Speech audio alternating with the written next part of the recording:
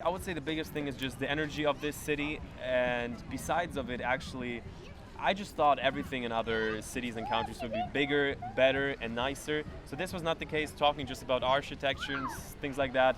But I would say the biggest thing about Ukraine that I appreciate at this point a lot is just the vibe of how the people are behaving, interacting, and socializing is very much different.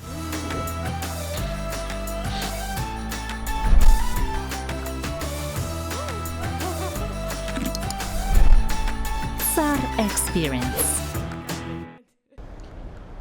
So if you're thinking of learning a foreign language and you're really motivated, you should go ahead and check out the link below in the description to this YouTube video, or if you're listening on the podcast, in the show notes, because there you're going to find my link to italki, which is a website with which I've found so many language tutors over the years. They have over 110 different languages there, and you can take the classes via Skype. That's what I did, one-on-one, to learn languages like Russian. I've also learned Ukrainian using teachers that I found on italki.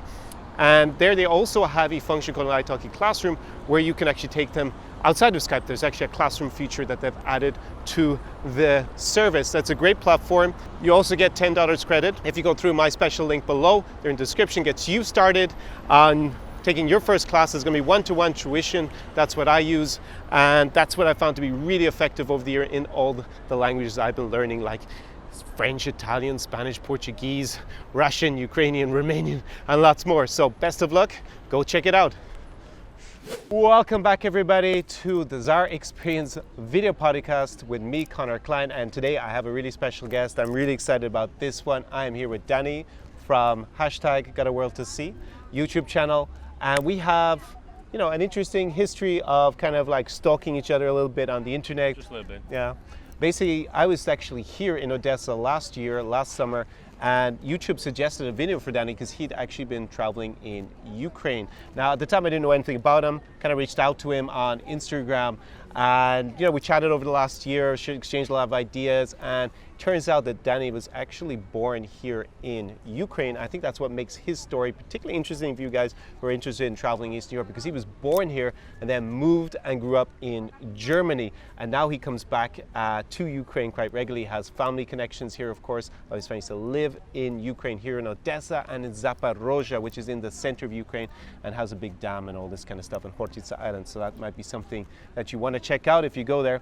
And today we're going to talk about what it's like. First, I'm going to introduce Danny, and then we're going to talk a little bit about what it's like to come back and things that he really appreciates having grown up in Germany when he comes here to Ukraine. And this is really like getting the local perspective, because he was born here and he has the family here, but he also understands what it's like to grow up in Western Europe. So I think that's a very interesting perspective. Danny, welcome. All right, thank you very much for having me. So obviously right now I only said a few words on this channel, and you're gonna think like, hey, I hope there's not too much of an accent in my English speaking. And the way Connor introduced me is like, I know how it is to grow up in the Western world, but basically the reality is that it's the only reality I really know. So as he correctly said, I was born in Ukraine, specifically in Zaporozhye, and my family immigrated to Germany when I was like 6. So basically all my life I grew up in Germany. Been to Ukraine regularly, yes, but I've already been talking to Connor that, but at this point he knows the city much better than I do. He has been to Ukraine probably a lot more than I have. And just my backstory, basically I'm 21 years old, and for the most part I would say I grew up in Germany. I haven't been traveling much, and at some point like 3-4 years ago I said to myself, I want to see the world, I want to experience something more, and I was actually sick and tired of going only to Ukraine on family vacations. So this was kind of like the point where I did my first few trips. I really fell in love with traveling, and this is how I also started my YouTube channel. I would say around a year ago, as Connor mentioned, he's seen some of my Ukraine videos. On those have actually been my very first few. I think like from my big trip that I did last year, I've been gone over 10 months. Those have been the first 2-3 travel videos, and it was actually pretty interesting that those were the videos that he actually started to notice. And yeah, since then everything has been going pretty crazy. Been traveling to 16 different countries, and now coming back to Ukraine actually at this point. I start to see it with different eyes, and I would say I appreciate it even more, and to me it plays kind of like a different role. As I said before, I was a little bit sick of it, I was a little bit bored. I thought Ukraine is just, it's okay, but it's nothing special. So yeah, we can get into that. You can just ask me any specific questions. And I think that's really interesting. I think that's what a lot of people experience. Like even I experienced growing up in Ireland. It required me to actually leave the country and come back, right, with a fresh perspective to really appreciate it. So, how has the last year of traveling affected how you view Ukraine? What do you now really appreciate? Because Danny, you should go and check out his channel. Of course, I'm going to link it below in the description and in the show notes if you're listening to this on the podcast. And he's been traveling to a lot of countries. The reason why his English is so perfect, he actually spent some time in America. I used to go to school there for a year. So. For a year, but apparently picked up an American horrible accent. He has a better accent and better English than me, almost, I think, at this stage. And he traveled to Southeast Asia with his girlfriend primarily. That was where most of the trip was. And how has that affected how you now view Ukraine? Because having lived in Germany, you came back to see, a lot, and it wasn't really, you were like, I go home to see the folks. You weren't super enthusiastic. Yeah. What has changed? What has changed it? And what do you really appreciate? What are the highlights for you now coming back? So I would say the main reason that did change it for me, as I said, being an immigrant family in Germany, obviously the summer vacation was always going home. So while all my friends have been going to Spain, Italy, France, for me it was always going back to Ukraine. I was happy about it. It was always a cool time. It was kind of like leaving the world of living in Germany and going to Ukraine. But I was just thinking, it's kind of like, in a lot of ways, Ukraine is a little bit old school, especially when it comes to things like infrastructure, just sometimes the types of cars that are riding around here. It's still, a lot of things are kind of like in Soviet times setting. But I would say what really did change, I would say after my first bigger trip through Europe with a few of my friends, we have been to Paris, Rome, Dublin actually. All right, I loved it. I loved all of the cities. I would say Paris not as much, so no hate. I like the city, but I would say I was surprised because I've noticed that Odessa, especially where we're sitting right now, has on the one side a lot of similarities. Just on the back there, you have a lot of just cultural sites and buildings that have a very old history, and especially the Opera House. I've been just walking around yesterday shooting here.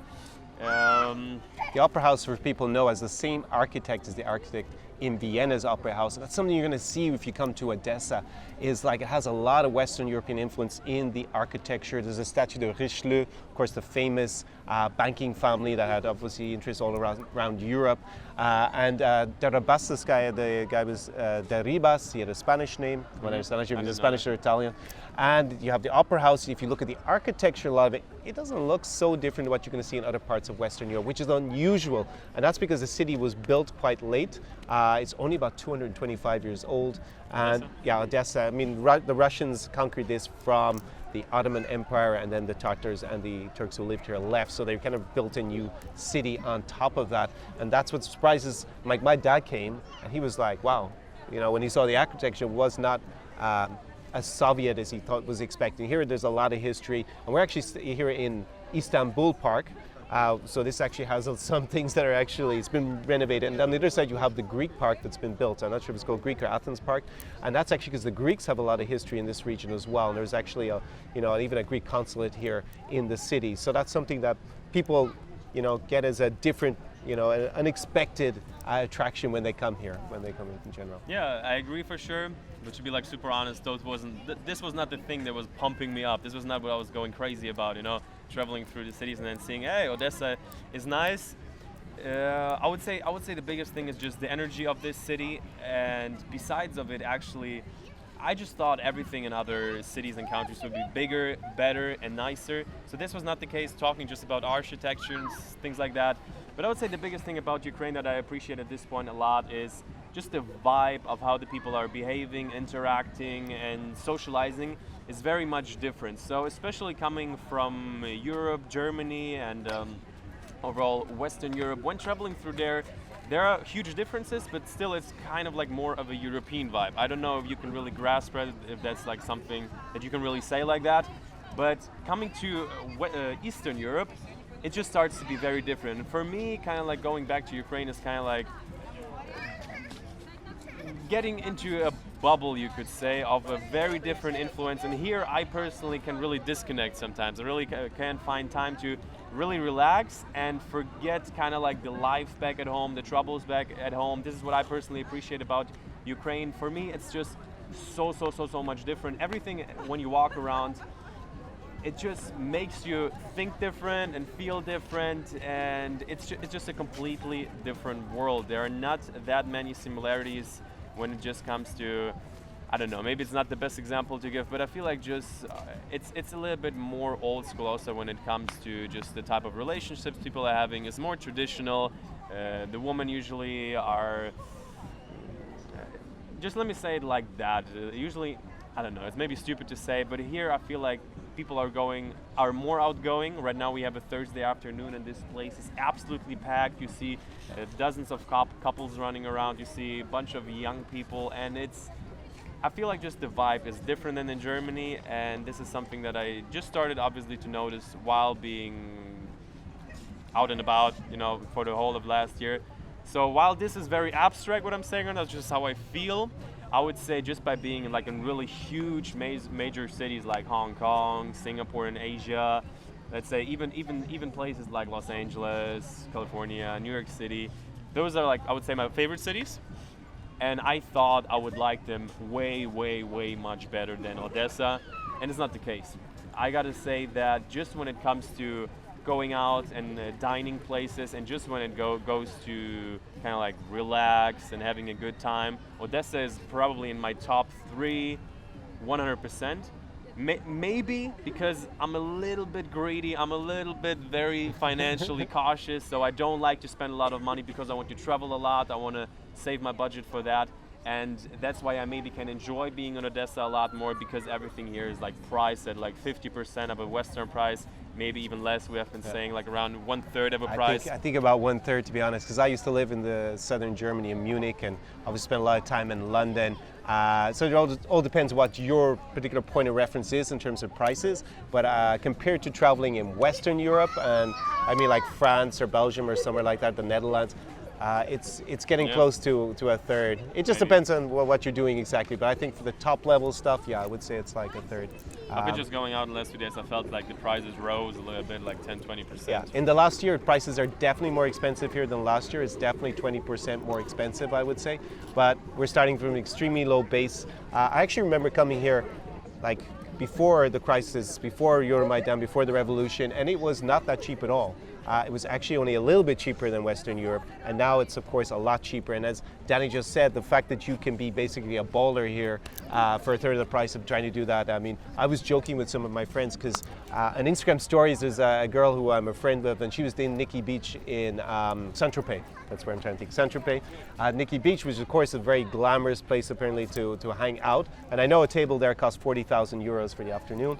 And she was there with all these guys popping bottles of champagne, whatever, and she was filming, and I was just thinking, yeah, you know what? It doesn't really look that much different than what we do here, but it ain't going to cost you $40,000 or 40,000 euros to do that, right? So that's one of the things that, as Danny said, you can really appreciate. You can basically, if you want to be a budget traveler here, that's fine. Of course, everything is also going to be 1/3 cheaper if doing that in Western Europe. But if you really want to go big and have a crazy party experience, like I often do when I'm here, that's also going to be just a fraction of the cost. And a lot of my friends even said that they've been to those places, spend that money, and they actually preferred it here, even irrelevant of the prices. As you said, the energy, the vibe is just a lot more pleasant in a place like Odessa right now, this moment, 2018. So that's good.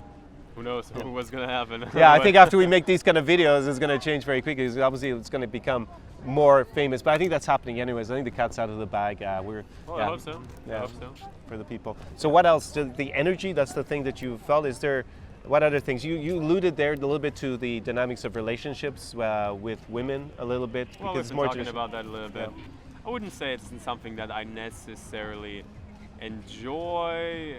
It's not really something that I focus on just solely. I would say just the complete package of, just to give you an example, I'm sure in Kiev there are bad areas as well, but when I first time I've been with my girlfriend in Kiev 2 years ago, we arrived there at 11 p.m. and I said to myself, we're probably going to stay in our apartment, not going to go out. But then we decided, we want to get a water, we want to maybe get a few snacks. We went out and the city was just full of life. People were staying at restaurants, couple were strolling around in the streets around midnight. And we stayed around 2-3 a.m. in the morning. We didn't see any person who was I don't know, going out a lane, running around drunk, or just someone that seemed like who wants to harm anyone, which I wouldn't, seriously, don't get me wrong, it's not like the super safest place. One of the safest countries is Singapore. This is like a country that I talk about on my channel all the time. So it's not like that. You're gonna see, obviously, you can find trouble everywhere, but for some reason, this is what I meant by it, with like this dynamic of a more traditional relationship, maybe, in a way. What I just meant is that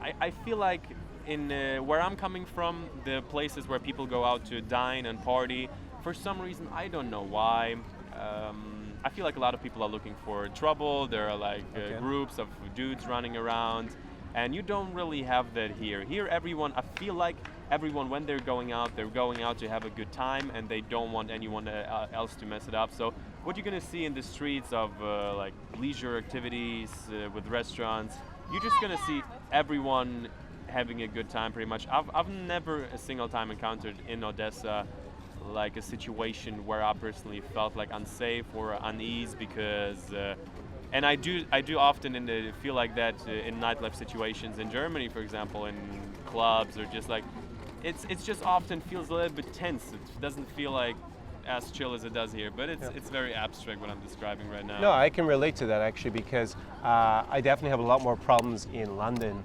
especially with aggression and violence, than I've ever had in like years ago. Yeah, it's just like there's a less. There's definitely, if you go to a place like Ireland or the United Kingdom, I would say the United Kingdom a little bit more than Ireland. There's definitely an undertone of aggression. Like, not everybody went out to have a good time. They went out to cause trouble and just to release their aggression on someone unsuspecting near to them. And I've never experienced that either here in Ukraine.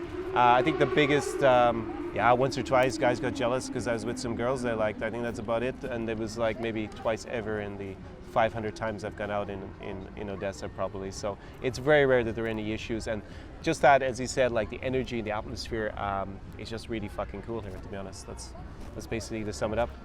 Yeah, just to add to the whole dining, and you said about like tables being very expensive at places. I personally never had those experiences really, but just to add to the fact that when I've been traveling to all of those bigger major cities, at some point I said like, hey, let's spend a little bit of budget to go to a nice place, and I always had to say that those nice places where I've been spending 4 or 5 times the amount of money that I would spend here to go out, I didn't like them nearly as much as here. And I feel like here is a huge diversity of places, and I don't know if that's correct, but I feel like they're privately owned because they're very much different. You don't have the feeling of chains of restaurants. For example, in Germany, if you go to the inner cities, there are going to be like 4 or 5 major chains and maybe like 2 or 3 pubs, and that's pretty much it. Not in every city, but in my city for sure. And here in Odessa, and especially in Lviv, I feel like there are places that are extremely unique and original. Yep. For again a fraction of the price. So I've been telling to my girlfriend we want to move out to a new city at this moment, and I've been checking on the flights. We're going quite frequently to Lviv, and I've been telling her, hey, if we want to go out and have a good weekend, we're gonna pay less getting a flight to Lviv than doing the same stuff staying in our city. Yeah. So, yeah, definitely. Lviv, what I have noticed in the last 2 years is actually a lot of these successful bars and restaurants have actually started to to franchise actually here in Ukraine. So it's already happening. Like, for example, the Drunken Cherry, Skana Vishna. Just opening in Odessa, right? Yeah, there's now you see in Odessa, and I'm pretty sure like Kompot has one where we had a coffee earlier. It actually has one now. I see it Ocean Plaza in Kiev. But in general, what he's saying is completely right. It's going to be a unique bar or restaurant that you go to in general. There isn't so many chains, and that kind of gives every city a little bit of a different vibe. Lviv is a beautiful place in the west of Ukraine, and it looks a lot more Polish because it was actually part of Poland at one stage. And European in terms of architecture. The people, they speak Ukrainian as their first language, and it has a little bit more of that traditional Ukrainian vibe in that sense, whilst here in Odessa it's more a mixture and international vibe. I mean, one of my favorite cuisines I hear is actually Georgian food. Mm-hmm. I think like Kiev, for example, has amazing Georgian restaurants. Just absolutely, all my friends who come, boom, we go to a Georgian restaurant. What would that be? Which ones? Yeah, what would be the food? Georgian food. Hachapuri, for example, right, which is like the bread with cheese in it. You know, this Hachapuri Podjarski has the egg in it. Then you have, of course, hinkali with like these big raviolis. They're stuffed with juice, delicious. Then you have a lot of stews and great Georgian wine to wash it down, man. It just blows me away. Great. I think that's pretty good I think you guys have got a lot of value out of that. You got a perspective from a German who was actually born here, who used to come back and think it was like, we're going to Ukraine. And now he's traveled around the world. And it's an amazing YouTube channel, Danny. It's one of my favorite on YouTube. It's going to be, I don't know, this time next year, boom. We'll see. He's already a huge star. He's going to be massive with real merit. I really love watching his stuff. So go check him out. I'm going to, of course, link his channel below. And now you got a really interesting perspective, you know, a guy who was born here, immigrated to Germany, grew up as in a Ukrainian immigrant family in Germany, comes back having traveled the world and really sees what this place has to offer. So, Danny, thanks a million for sharing everything, and everyone go down, check it out. So that's it from today's podcast episode. До свидания. It's Jesse in Ukraine. Ciao. Ciao. SAR Experience.